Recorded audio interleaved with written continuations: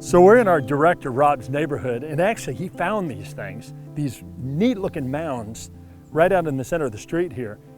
And these things are really characteristic of an animal called a cicada killer. And they are absolutely fabulous. And I'm sure there's one inside this big mound of dirt here, and obviously some serious excavation has taken place.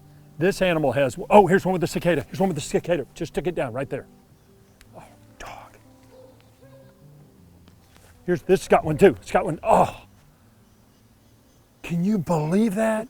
Guys, while we were filming, we just had 2 cicada killers fly by with cicadas. They came roaring in and dropped down. They had them in the burrow just like that. So we didn't get a good look at them. But this is an animal, one of the most grisly life cycles of any animal I can think of. So it catches a cicada, great big cicada, much bigger than itself.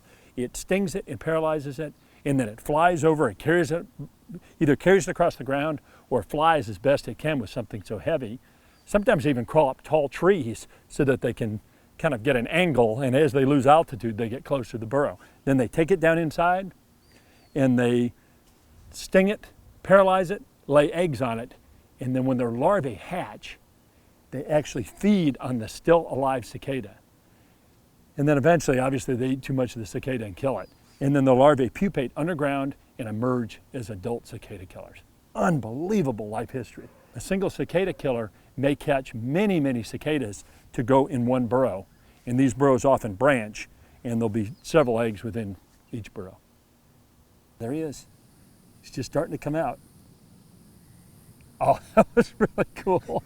So you don't want to get too close to these things. Even though the sting is not horrible, it is very, very painful and wouldn't be much fun for sure. Okay, I don't think there's one in here. I didn't see one go in here recently, but I want to give you guys an idea just how deep these burrows are.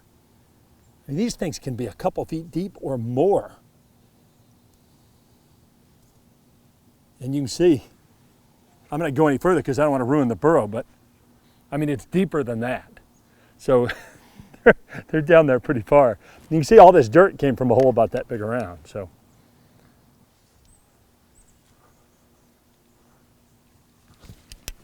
Got him. So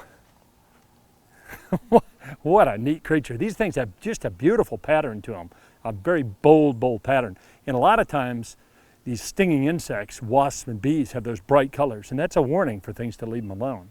Now this is a big wasp. These things can be 2 inches long. This one's not quite that big. And they will patrol their territories, and if anything gets close to their burrow, they'll run it off. In fact, just a second ago, a butterfly flew by, and one of these big females just blasted after it and chased it out of the area. Now males are much smaller, and males don't sting. And that's typical of wasps. The females sting and the males don't. I'm gonna let this guy go, but I'm gonna be a little wary because I imagine he's not too happy about being in the net.